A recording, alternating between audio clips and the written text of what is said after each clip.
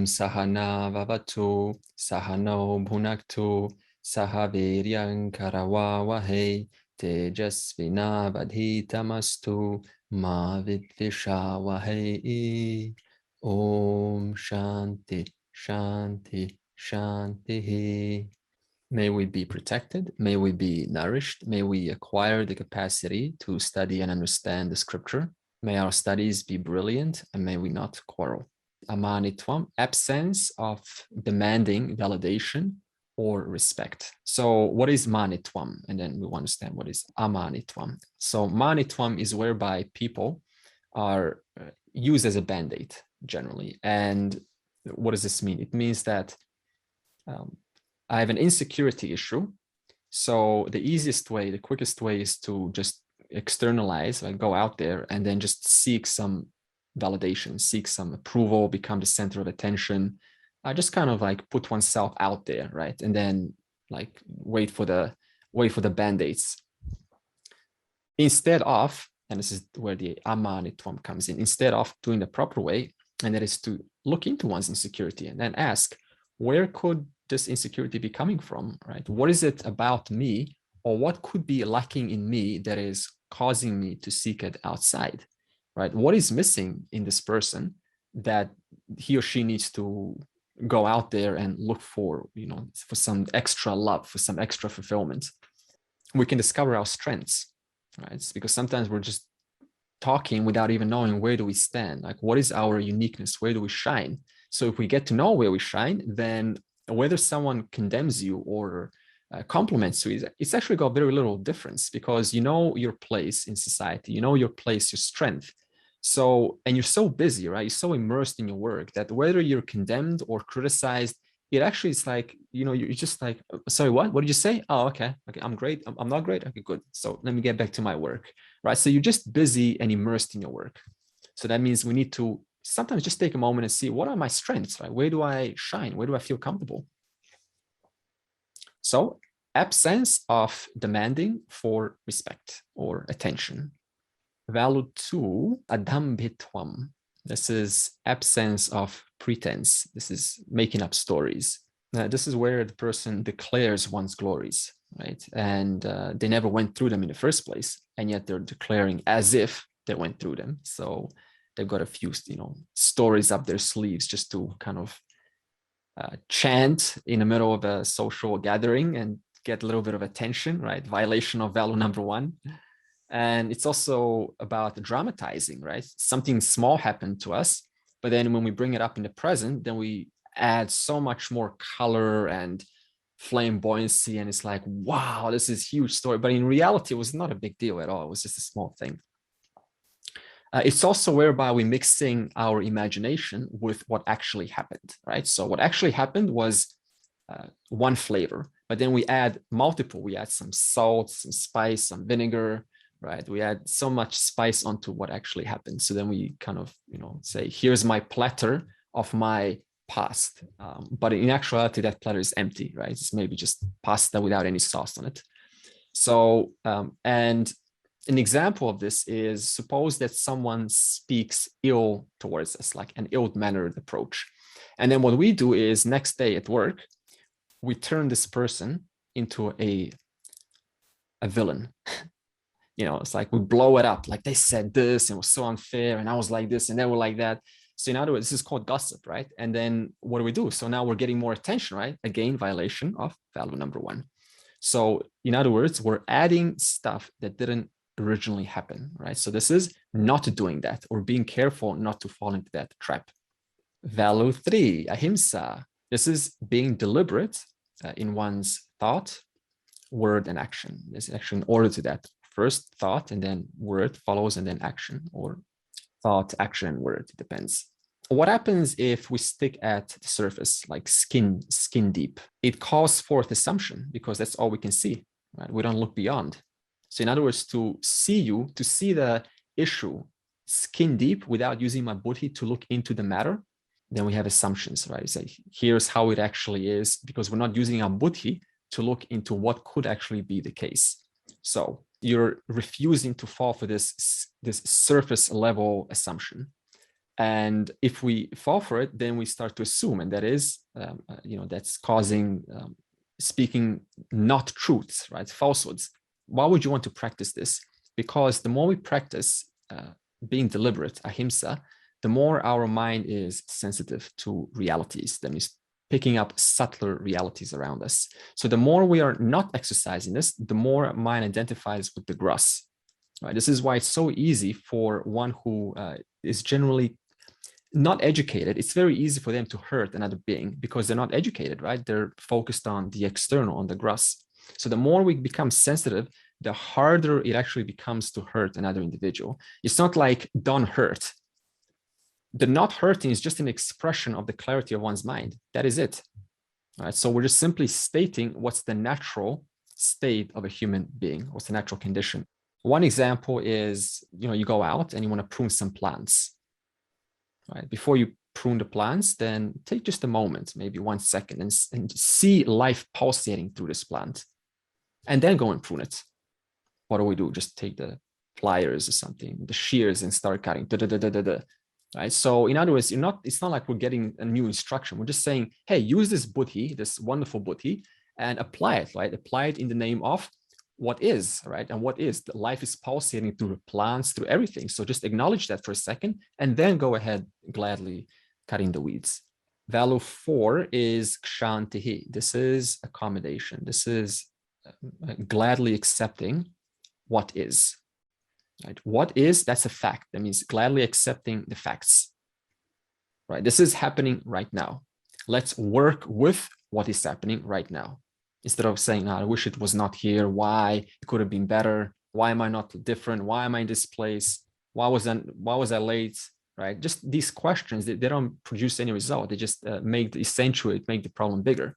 So suppose you're late, right? And then you lose the deal. Now, instead of beating oneself over it and saying, why did I not, listen to my conscience? Just say, okay, here's what's happening. Now let's work. What's the next step, right? Let's think solution mode. Now, another way to accommodate is just understand that we don't have all the information, right? So if we not see, the less accommodative we are, what does that mean? The more we assume we have all the facts. That's what makes us less accommodative. We think that what we know is the ultimate, like the knowledge. But in reality, we don't know everything. So the more we acknowledge the fact that we don't know, the more we can be accommodated, because maybe there's something that you've missed, right? There's something that you don't know. Another way is to see where could they be coming from, right? What background would they have to come from in order to think like this, in order to say this? But what would they have gone through in order for them to behave like this? This is called accommodation. The opposite of accommodation is to make an assumption and say, no, I don't like it. It doesn't fit with this current times. And then we kind of next moment put a judgment onto them. Okay, so what background is this person, or could they be coming from in order to act like this, to speak like this, or to just generally behave like this? In fact, the one that is most accommodative is the one that's most evolved. The one that's least accommodative finds faults with other systems. Higher we go in our evolution, the more we find that we're able to accommodate other systems, even if they're opposing in nature. Right? This is how spirituality starts, critical. We get into a certain school, and then every school that is opposite to the one you're in or potentially threatens it, we are very critical of it. And we say, no, they're wrong. They're not as sophisticated. So we're very critical of other schools. But the more you spend time in this work, the more you find yourself doing that less. You're actually able to now start appreciating, saying, I adore the hard work those schools have put in to create their logics. Imagine the amount of work they've gone through the centuries to create their particular system. Right? You start to see the hard work that went behind it instead of the critical errors. So therefore, the more we're accommodative, the less we have the need to opinionate opposing views. One reason why Advaita has no problems even against Dvaita, which I'll get to in a coming verse, is because to get to Advaita, what is Advaita? The culmination of Vishishta, of Dvaita, of everything that you've possibly gone through. What's the final culmination? Advaita. So if one is still critical in Advaita, then you've probably, or one has still not comprehended the fullness of Advaita Vedanta. Because Advaita Vedanta, once fully understood, it is virtually impossible to find contradiction with any school, anything in this entire universe. Why? Because the entire universe becomes transparent. You see what is everywhere, in any school, at any, even a criminal, you see the history behind this criminal, the connections that took place for them to be the way that they are. This is the culmination of Advaita. Kshanti was the one that I chose for my homework of practicing for a month. And I can't even remember picking it. It just sort of became my homework. I don't even know why. I don't remember going through the list and decide it maybe chose me. So I've been doing that for X number of weeks since we had the homework. And one thing that occurred was that it seems to be the opposite of resistance. And I found this really, really useful as a strategy because I didn't know how much I was resisting things. Without practicing Kshanti, it just becomes background noise.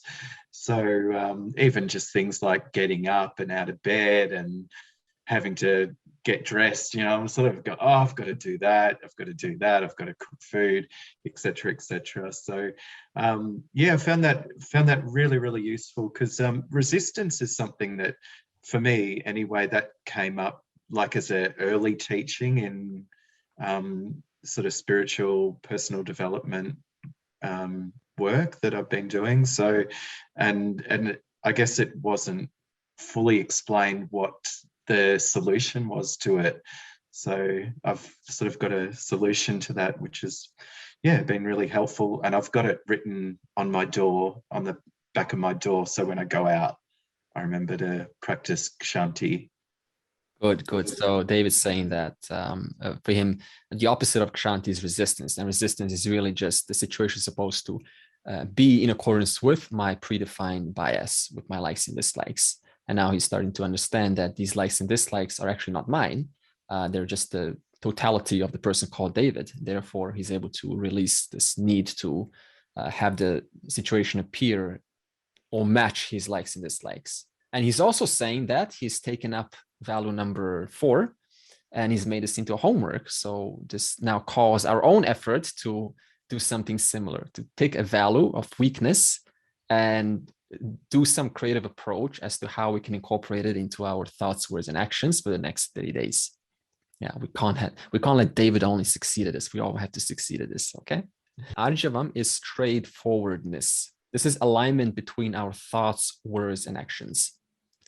So what is Arjavam? This is whereby your philosophy of life reflects your lifestyle. Right? So sometimes we say one thing, we preach our kids one thing, but our example, the way that we are, we're different. In other words, we're not being an example. So straightforwardness is being an example. What you say is how you really are in actuality, even when not teaching it.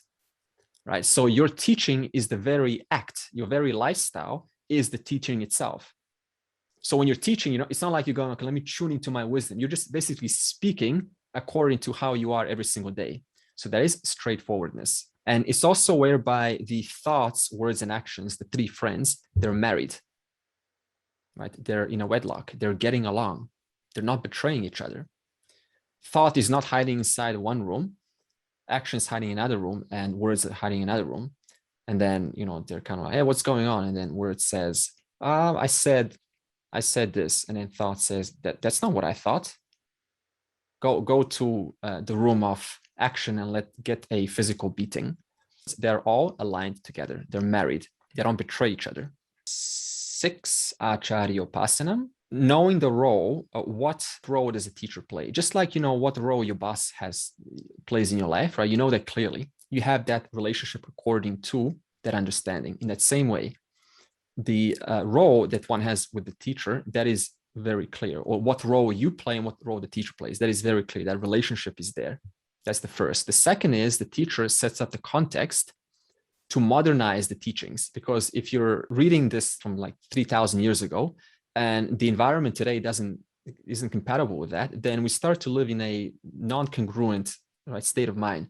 The teacher simply puts context, like here's how these beginningless teachings apply to these modern times today. That's the second. And the third is the teacher provides a sense of consistency, right? So in other words, there's a sense of motivation there. When we're in the company of someone, there's an expectancy to attend, then there is that sense of if there's a consistency there. In fact, we're tribal, right? Our humanity is tribal. We're always associated with tribes. So end of the day, it really comes down to relationships, right? But today we're kind of like bypassing that in the name of technology, right? We're trying to say, I can just go and log on to YouTube and I don't need any of this stuff. But that actually doesn't really click. It doesn't register for the individual, because how does the teaching register? By developing the relationship, the rapport with the teacher. And the teacher is the source of the knowledge. So if you have rapport with the teacher, you have rapport with the knowledge. And we all know that if we have an emotional connection with a person, and that person for us represents the knowledge, then what do you have emotional connection with? The knowledge itself. And we also know that knowledge without emotion, without meaning, is dry. It has no sticking power. It's just intellectual, like, here's what I heard. So it has to be backed up by an emotional connection.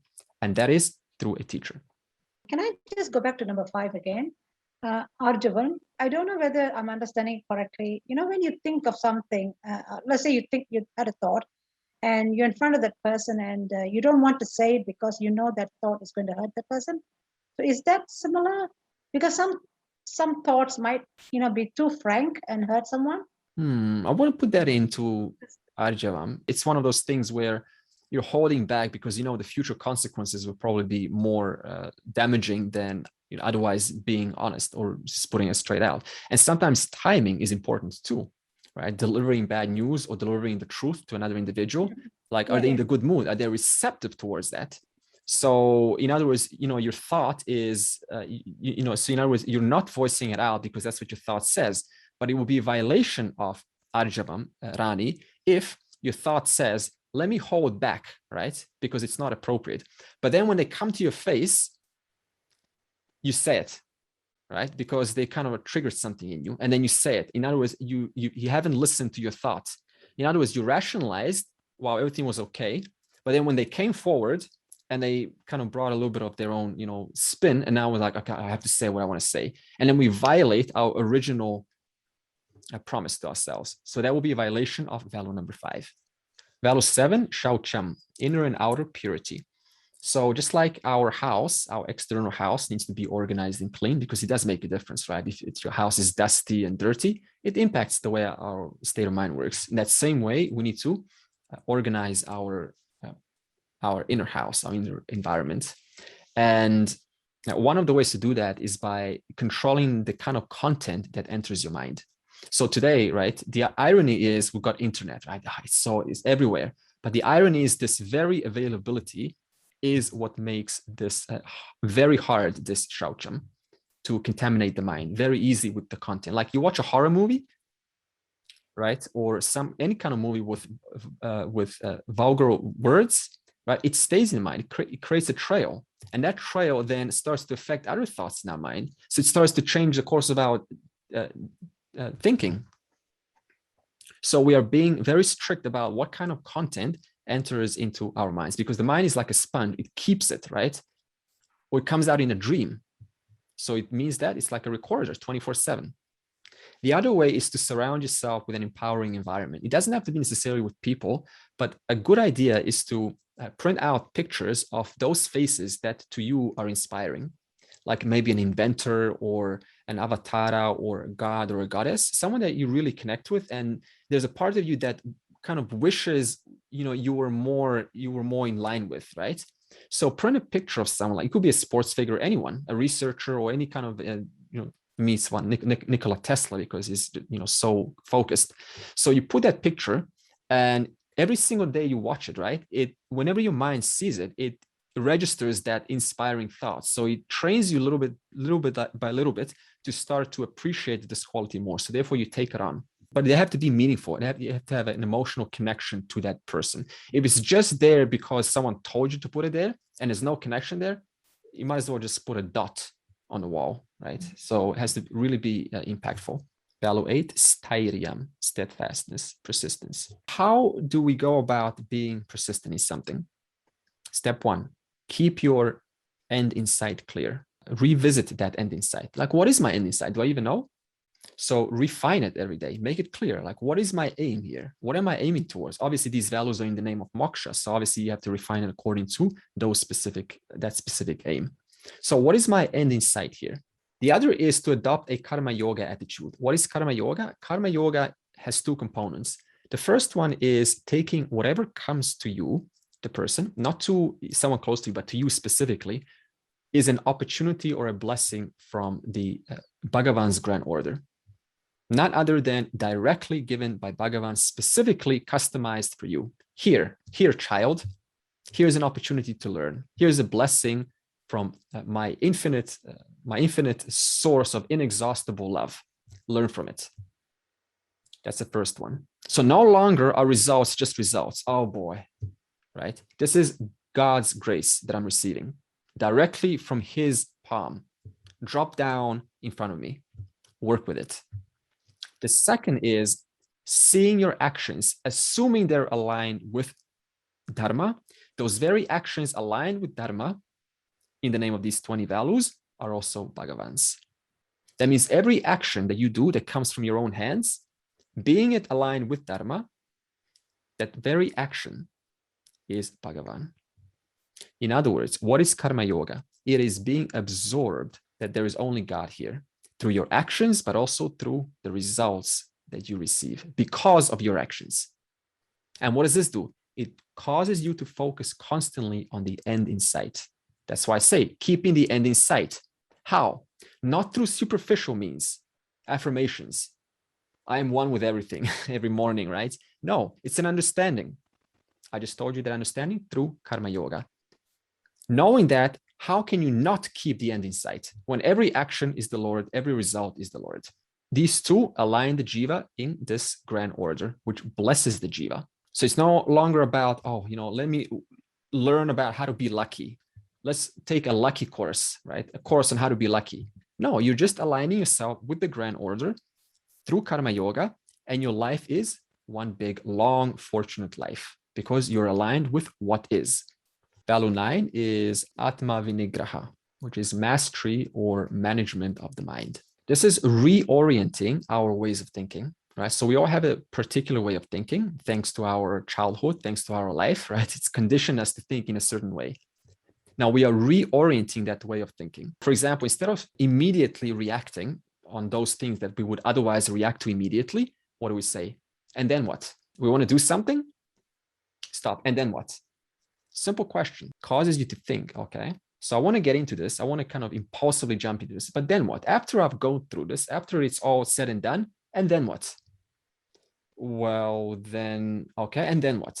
So it's not a question of negativity. It's not meant to create a pessimistic viewpoint. It's just meant to intercept and make you check up. Is this really in accordance with what I want? Right? Powerful, 3 words. And then what? After you get all that, and then what? It causes us to reorient our usual impulsive way of thinking. It also involves, we spoke about 4 levels of thinking. So the first level is impulsive, as you said before. The second level, pretty much like a robot, just mechanical. Yeah. And the last one is you literally kind of step back, assess the situation, and then make an informed decision.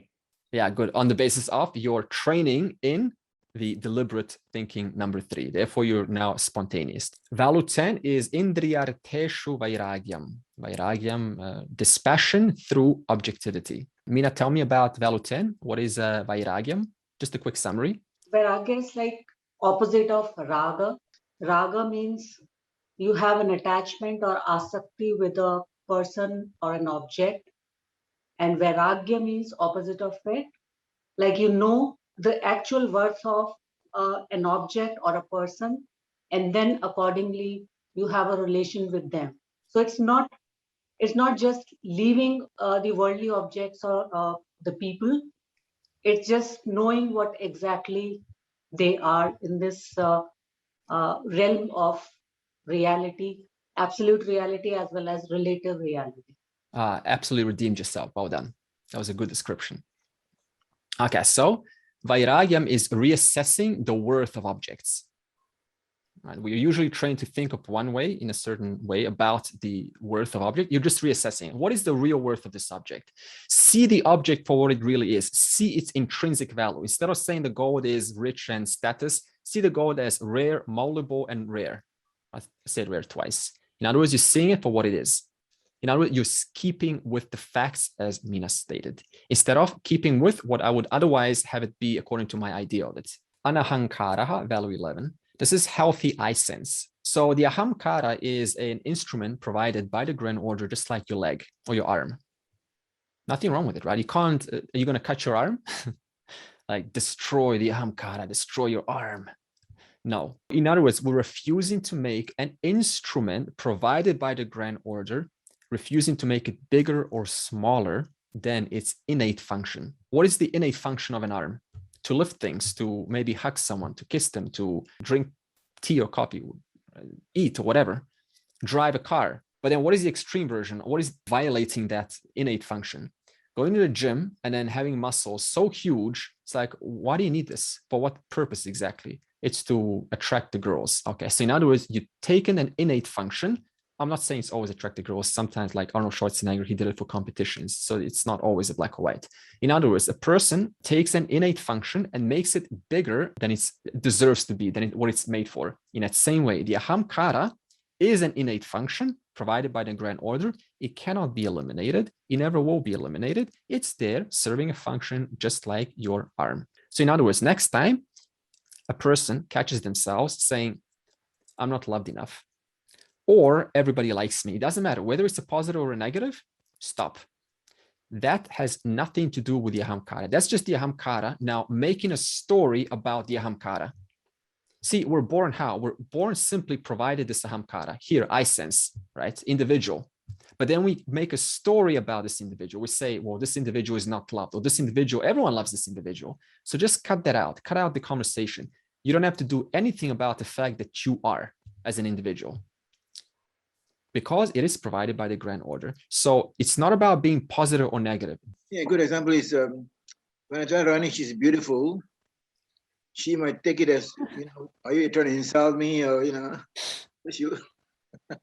Okay, good. Sorry, Andre, I don't know where this is why am coming I from. saying this? And so she puts on a lot of other things on top of that. All I know is buttering me up. Yeah, but that's probably to negate her view of I'm not beautiful. So you just come and compliment and you are beautiful. Andre, the typical thing that's said in spiritual circles is to destroy the ego, but they're not talking about ego in the sense that you are. They're talking about it in the sense of overestimating your sense of pride and worth and value, and making it about yourself. Exactly. That is right, Robert.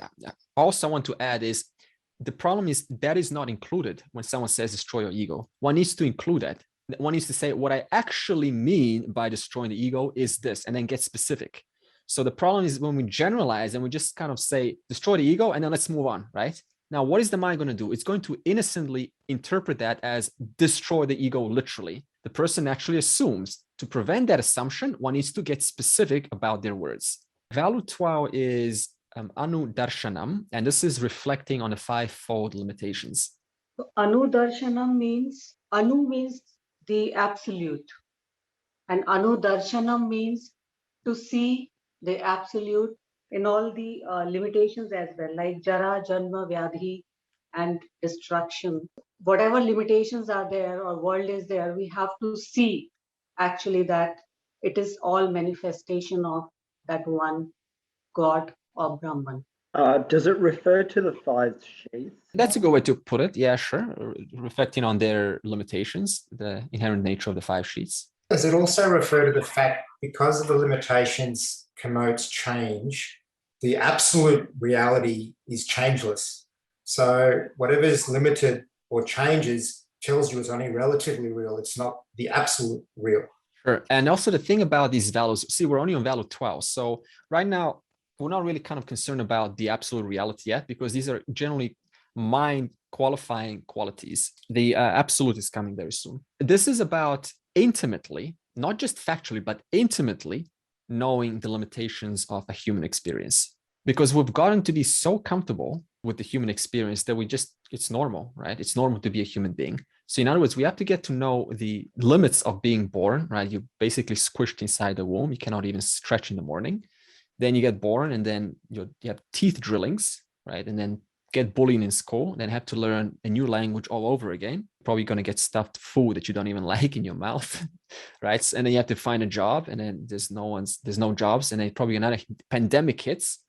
And then, who knows what happens in the future. The body gets sore, and then it gets into a disease mode, and then it starts to wither and decay. And then all of our great knowledge that we reveled in, we find that our memory is starting to lose out, and then our sight starts to lose out, and then we get sick. And then, so in other words, you're intimately knowing the limitations of the human experience. The irony is, if you do notice the limitations of human experience, you get very comfortable in your skin, because what makes us uncomfortable with other people?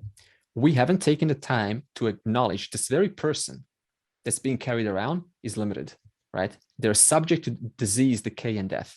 So if you really acknowledge that and get comfortable with the fact that disease, decay, and death is true, every person here is bound to these fivefold limitations. If you really get comfortable with that, then how can you get insulted or fearful or scared as you confront life, which is always reminding us about the fivefold limitations?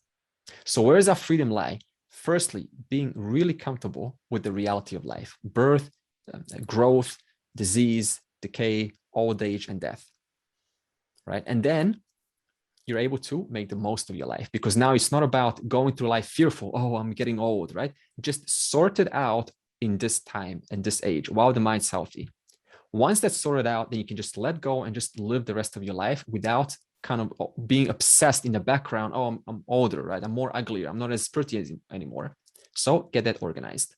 Value 13, asaktihi, absence of sense of ownership. This is keeping in mind that the jiva doesn't own anything, only temporarily possesses. Everything you have as a jiva, it's only a temporary possession. And that temporary possession will be taken away no matter how meaningful it is to you. It's not like the grand order, biases. It's, oh, I like Yoika. I'm going to have her things that are close to her. I'm going to have them stay there extra long because I like her. It's not how this works. There's no one kind of, liking you or disliking you. It's totally impersonal. In other words, no matter how meaningful something is to us, that will be taken away, or that will change in some fashion or the other, that we may not actually like. It may not actually suit our fancy, our preference, because it is not yours. It's a possession of the grand order, not of you, including your body. That is a possession of the grand order. Value 13 is taking this attitude of trusteeship from ownership, like I own it, into trusteeship. I am gifted this body. I am gifted this mind by the grand order. So let me use it how and what it's meant for. And there is only one reason what it's meant for, and that is moksha. That is it. There's no other reason why the body exists other than to stop regrowing as to go through the fivefold limitations all over again.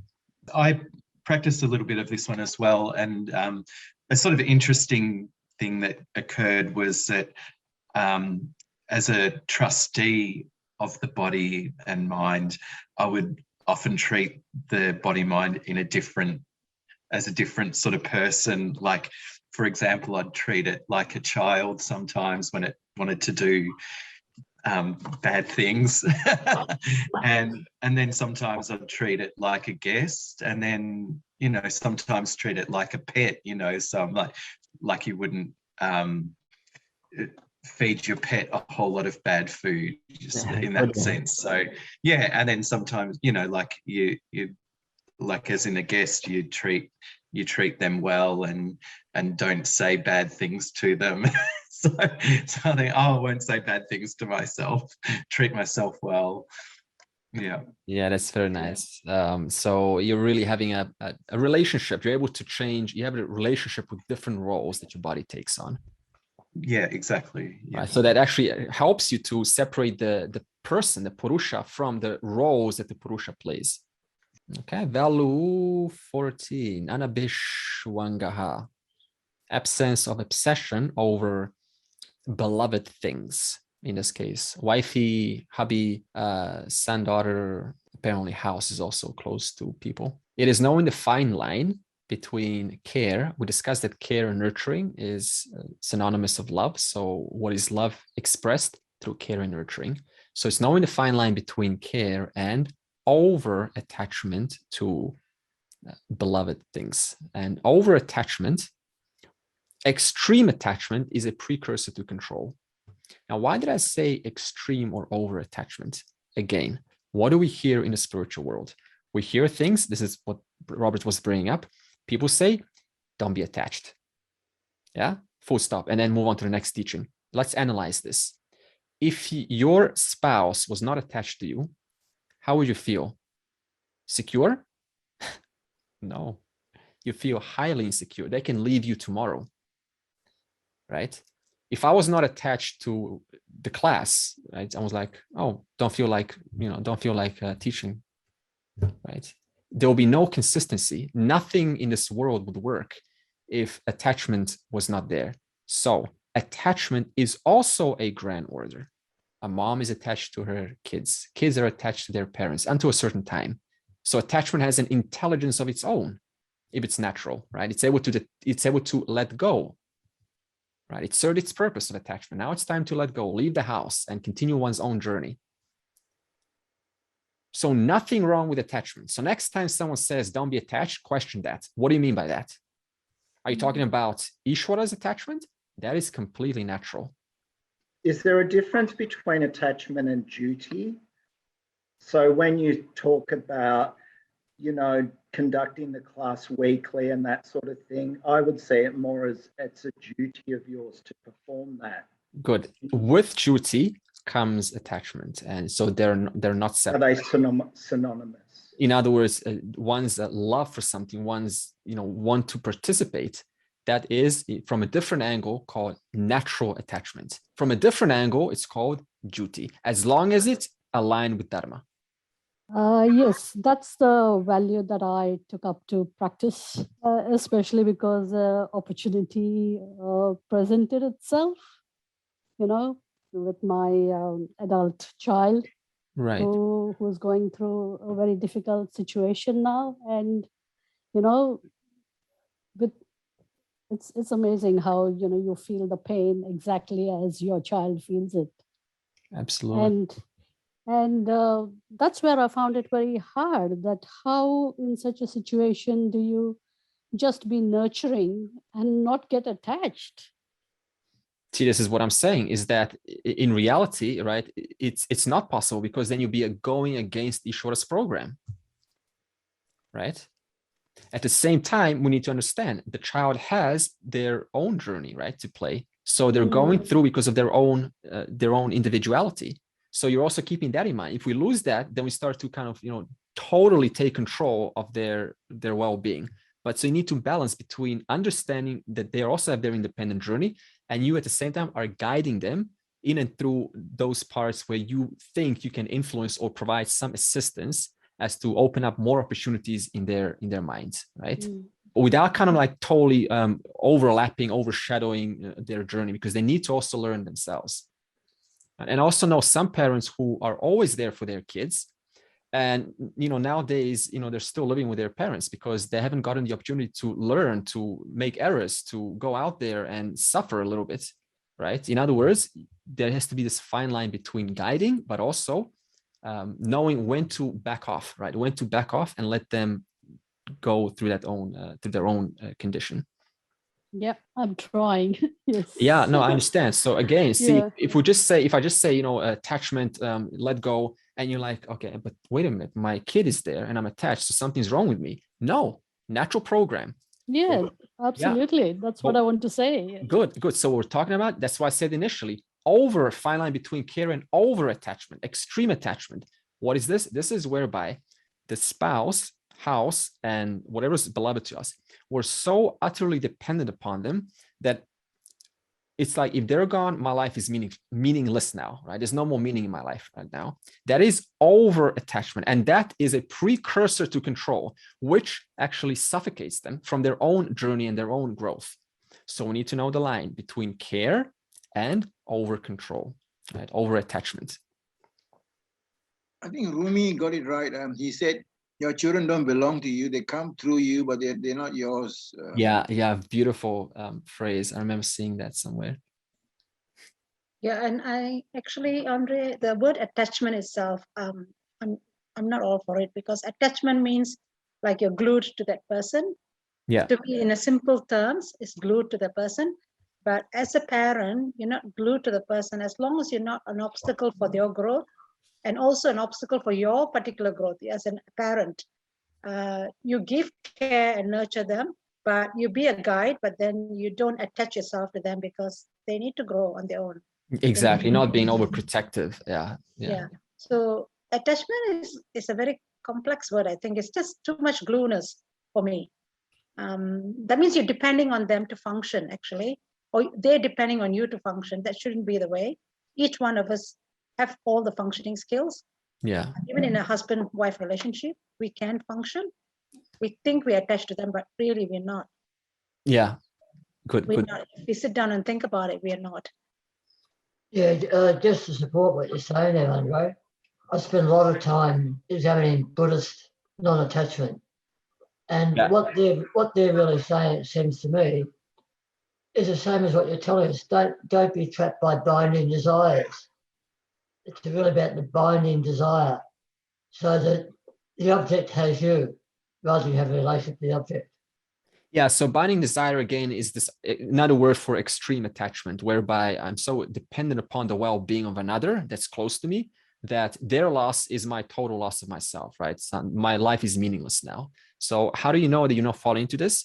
You still have your own independent views, right? Your own independent views about life, and you're able to, you do feel there's a connection to the higher divinity. I think this value, anabhishwangam, is related with dispassion, vairagya, because when we practice vairagya and with the value 13, asakti, sense of ownership, when we have the trusteeship and we follow vairagya, we can decrease our obsession on the things. And I have studied that there are 3 types of obsession, as you also told. We call it lokeshna, having respect in the society, be worthy in the society. So lokeshna, being a worthy person in this loka, and vitteshna, attached with money or stuff, material things, vitteshna, and then putreshna, attached with our progeny. Right. So these are the 3 things that a person is seemed to be involved with or lost in his entire life. Therefore, this value is being given separately, that we should have absence of obsession, especially with respect to these 3 things. Mm-hmm. And when we talk about attachment, we usually think that we are attached to something, someone else or someone outside.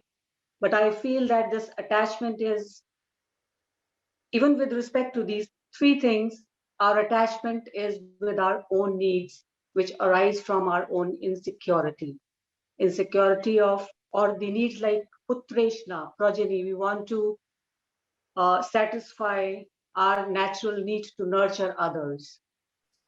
So we are attached to our own need. We are not attached to the people around us. Right. And when Sunita said that, she feels the pain of the sufferings of her child, it is okay to feel pain. I have learned in this entire Vedanta class that it's okay to have emotions, to feel pain. But then we should not stop there. We should try to see what all we can do to pacify others' pain. And then we can, treat the situation. And accordingly, once we have done everything which is within our influence of control, then we will be at ease. Value 15, nityam samachitatvam. This tvam word means condition. So condition of the mind is nityam, always, sama, always the same. So the mind is always equanimous, constant equanimity. How do you come to a state of constant equanimity? Understand this. Whether one is fortunate or unfortunate, it is completely impersonal. It's just a collection of many variables that came together. They just happen to have come back to you because of the actions that were associated and the decisions that this person, Jiva, has made in the past. So it's totally not, it's not personal. It's not like someone has, quote, blessed you, right? Or punished you. Everything has a perfect one-to-one ratio between the actions of the past and the effects in the present. Cause effect. $1 million. Oh, you know those people who won $1 million jumping so high up. It's not personal. It's not like God loves you or anything. It just happens to be a result of answering the right questions because of the upbringing that you come from. So treat it that way. Treat it objectively. And when something bad happens, then what do we say? We take it personally. Oh, I'm not loved. God, why? Why me? If it's not you, it will be someone else. What's the difference? It's going to be you and I sooner or later. We often hear of accidents, right? Or death of someone. That's a reality. It's going to be my and your death sooner or later. It's going to be everyone sooner or later. So it's totally impersonal. Rather see it as this order operates irrespective of our opinions about this order. And what is the order? Aging. Aging leads to the end of the living being. It's just orders operating according to this vast intelligence.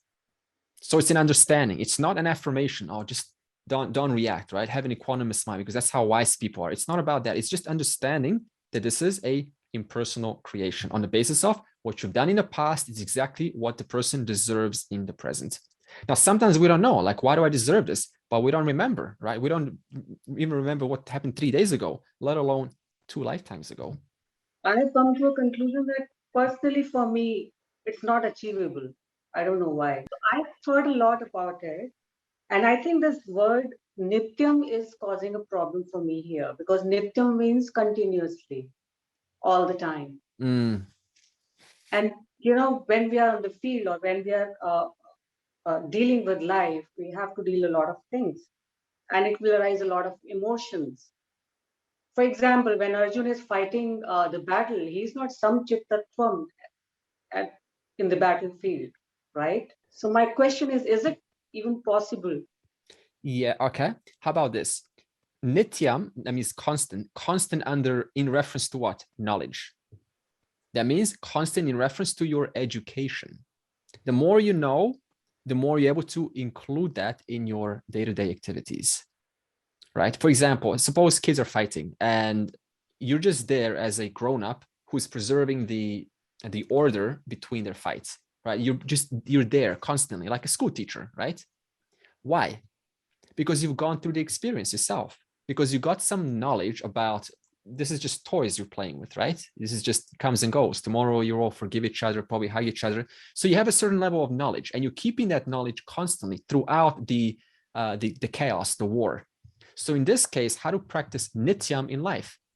By just practicing all these other values, because all these other values lead to your consistency, right? Consistency in the name of this knowledge, right? Don't get too caught up, because it is just variables coming together, causing this to be as it is. Bringing that knowledge in, that is part of consistency. Bring in this passion, right? Again, nothing here is mine. This is straightforwardness, or also even ownership, absence of ownership. Nothing here is mine. Trusteeship. That is also part of having this constancy, this equanimity.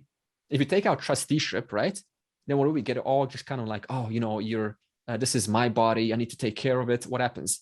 Nityam is gone in 1 second. Bring in trusteeship, nityam comes in.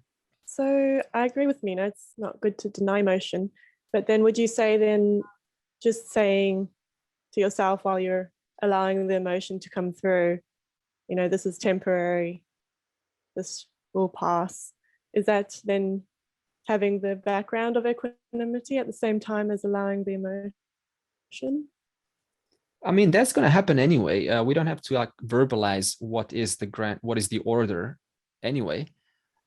So, I mean, sometimes I guess, we need to remind ourselves, because we're trained otherwise, we get caught up in enmeshed and it's never going to end and it's going to last forever. So we need to verbalize But this verbalizing through the course of time just becomes spontaneous. So you no longer need to kind of say this too shall pass and this is all just the grand order. It just becomes pretty obvious. Am I coherently with your statement, Kelsey? Yes, I realize that it's a natural way to be like that, but then, you know, still allowing that emotion at the same time, that yeah, you can still get caught up in emotion as well, but knowing at the same time that it will pass. Sure. Now, of course, the more you bring in these values, the more this knowledge underlies. Therefore, it keeps everything under control, right? It doesn't get too much or too low or too high. Yeah. So is equanimity sort of about not allowing your emotions to take control of your mind, or to be not allowing your mind to be overpowered by emotions? You're bringing in the buddhi to help out the emotional feelings. Right? In other words, you're bringing in the knowledge in reference to what you're experiencing. To take away the knowledge, what's the effect of that? We only go downhill, right? In other words, our emotion accentuates more and more and more, and then we're able to think less and less and less. So you bring in your buddhi. Yeah. So so what? I think the word equanimity and also the word dispassion have been in these values have been it seems to refer to the emotions, but that's really not what we need to focus on. I think we need to get away from this idea that it's about controlling the emotions and not letting them go up or down or anything. It's more about focusing on the knowledge behind them. So what is dispassion towards sense objects? It's understanding what sense objects are, and then you will find, if you have the right attitude and knowledge about those, then you will have dispassion. Good. It will just occur naturally. So if we focus on the other knowledge behind the value, then the result seems to be, well, constant equanimity. So there is more equanimity. If we just look at the knowledge, what was it, towards desirable and undesirable results, we focus on that. Like, okay, so results, who says they're undesirable? Maybe they're desirable, maybe they're good. So if you just think of that, and then you just notice, oh yeah, so I'm not overreacting anymore, am I? I'm not underreacting. It still allows me to say, wow, great, we've got a new house to live in. Yeah, let's be happy. That's fine in the moment. It's just getting overreacted. So, we can just say it's desirable, that's fine, but it doesn't linger on. Is that right? Yeah. Wonderful. So I really have to keep reminding myself about these words, dispassion and equanimity, and focus on the other idea, because it keeps thinking me like, okay, just be boring and no emotion. It's not that at all. No. It's just focus on the knowledge of what we're trying to teach behind it. Yeah. And ... and then the emotion naturally follows after that knowledge. Yeah. If you take the knowledge out, then emotion goes wild. Yeah. Okay, so that was value 15. Samachittatvam, equanimity of the mind remains educated throughout. Nityam. Value 16 is ananya-bhakti, and this is, we find our partner, and then we are off the market. After that, we're devoted to our partner, and therefore we're off the market. That means we're no longer distracted so much by so many opportunities trying to grab our attention. In that same way, ananya-bhakti, value 16, is devotion to the Lord. You are off the market of the entire world, the world of distraction, attention, billboards, YouTube videos, movies, this, that, games, computers, everything, apps. You're off the market because you're in wedlock with the Lord. Attention is now, from another angle, on the self-inquiry. So it's converting life into karma yoga. Again, karma yoga is seeing yourself as though a mere servant or employee of Ishvara. I am merely a servant, an employee of my boss, of Bhagavan, doing his work, because everything is his. And just like if at work, if we don't follow the right instructions, our boss fires us. So we are coherent at work. Right? We do what needs to be done in accordance to where we find ourselves in accordance to our talents and what position we're put in. So this position we're put in, that's called swadharma. And the swadharma is acting out freely because it has the need to act out. If we don't act it out, then we feel bored. You're always being watched, as though, not actually, but who's watching? You are. You're watching. That's what I say. God's always watching. Where? Well, you're watching. God is watching through your eyes. God is watching through these eyes. So when I think about ananya-bhakti, and I heard a lot of saints saying that ananya-bhakti means that you only worship one form of God. I usually had problem with that because I kind of adore all the gods. After contemplation, my conclusion was either instead of the one, if I feel all is one, that is ananya bhakti. It means there is no one different. That means ananya, no anya. Yeah. Nobody is anya. Yeah, no otherness. No other. Instead of only one. So that's where I settle myself, and I am a devotee of all the Hindu gods, especially. This ananya means no otherness. That means it's not my God, like my Lord, and not yours, but it's because what is this? Value 16. So by now the mind's sufficiently qualified to drop this idea of personalized version of the Lord. By now it's able to already include all the figures, all the symbols, which only represent the one from different angles.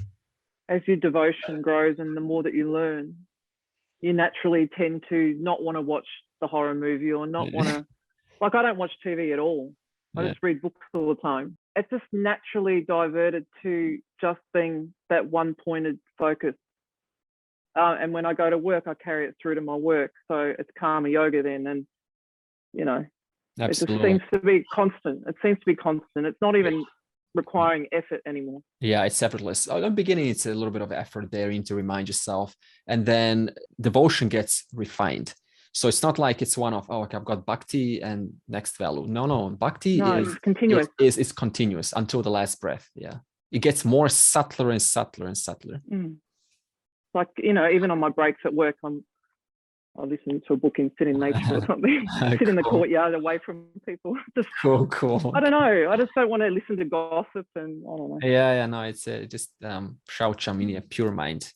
Value 17 is vivikta desha sevitvam, preference for solitude. In short, this involves buying noise cancellation headphones.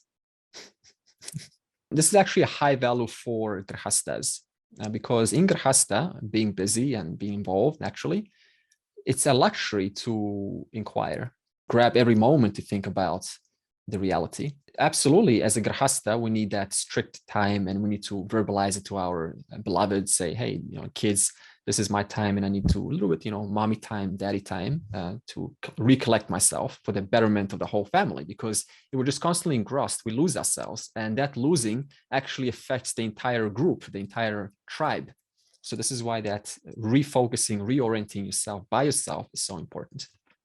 Arattihi jana samsadi. And this is absence of craving for social interactions. This is just valuing your time because, as we said, ananya-bhakti comes before. So by now you're already focused, you're off the market. So naturally you will be valuing your time. You'll be minimizing the amount of jalpa and vitanda, that means chatter mode and argument. Just kind of distance yourself away from any kind of conversation that implies or is going to be turned into a chatter, just gossip, chatter, and not really learning much. And the other version is whereby there's going to be a disagreement, right? Sometimes we encounter someone and in a moment, okay, this is not going to be a pleasant, there's a disagreement already. Just, kindly end it.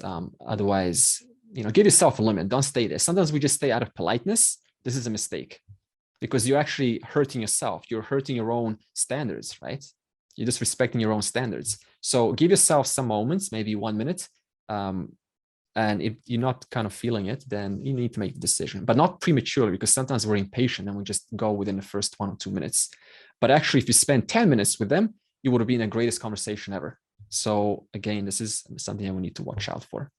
The other is to take on vada. What is vada? Constructive speech. This is whereby you set up a framework the other hasn't set up the framework, then you need to set up the framework. That means onto which both can comfortably discuss, because a framework leads to constructive talk, to a learning experience. If the framework is not there, what kind of conversation is that? Chatter or argument? The moment you introduce the framework, that becomes vada, that becomes constructive talk now. That means a learning is going to take place, a friendship is going to take place. The other is samvada. Samvada is a specialist. That means someone who helplessly spends many hours in one topic, and they do their research, and then you go to them for gaining their you're capitalizing off their hard work. That means you're getting the crux of the teaching from someone else. This is where our lovely teachers throughout the world, and courses, like you got udemy.com, you got the greatcourses.com. All of these courses have these lovely step-by-step structures into different topics that you can learn from.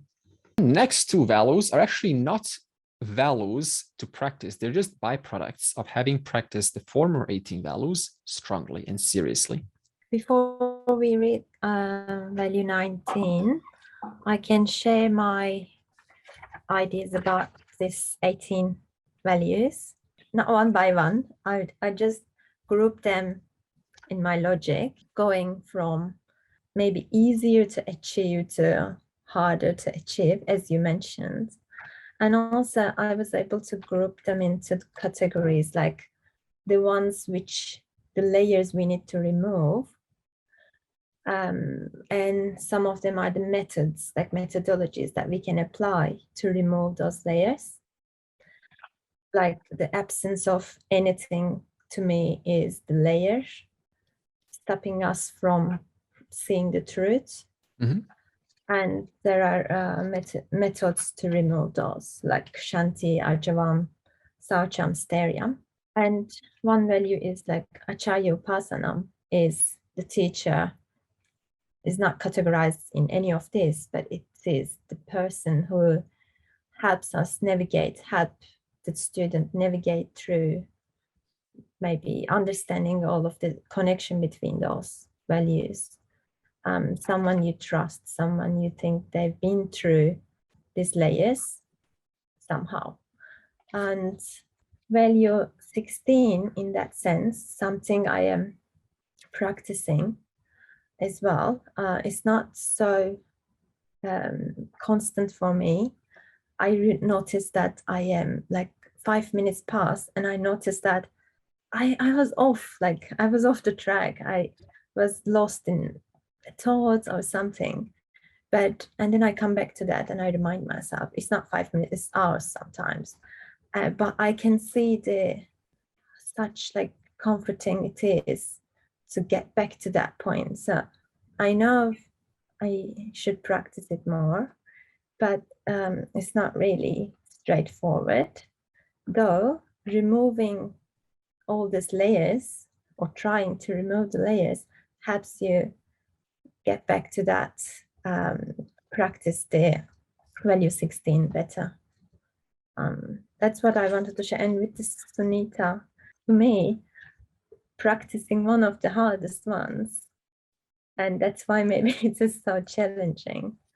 I just wish her all the best for dealing with this. That's what I wanted to share. Wow. Gokul is saying that ananya-bhakti is just a byproduct. It's an expression of all of the past hard work that we've put into in reference to these values. So this devotion is not something that you, quote, practice. You don't practice devotion. You actually clean up your mind and you get your stuff right. And then the devotion follows. It's a natural result of the hard work. Yeah. So this is sometimes we say, how do you practice devotion? No. Pause. Devotion is just the general involvement and working upon yourself and your environment and cleaning up your stuff, right? And then you watch your life just start to become more sublime, more subtle in different facets. And that is itself called devotion, right? And then you start to change naturally your actions. I believe Anudarshanam and Tattva Jnana Darshanam, these two words seems to be similar to me. Therefore, I'm asking, like, is there any difference? So Anudarshanam again is just, reflecting on the limitations of the person, of life, of being a human experience. because see, we're so buying into the human experience. We think this is great, right? It's great being a human being. Now, it is great from one aspect, but then when a person comes to a stage and they start to kind of stop playing with this chatter of, or this this rationalization, or let's live one more life because it's, there's so much to do here. So you kind of mature to a point, and you just you need to remind yourself the limitation of you, the whole, squeezing into a limited body with 2 arms and 2 legs, and then going, oh, this is fine. I've got no problems with this. Now, what does it say about the person? They haven't fully appreciated the definition of limitlessness. So we need to remind ourselves. Otherwise, we fall for different comforts in life. Sarve bhavantu sukhinaha, sarve santu niramayaha, sarve bhadrani pashyantu, ma kaschit dukkha bhag bhavet. Om Shanti Shanti Shanti.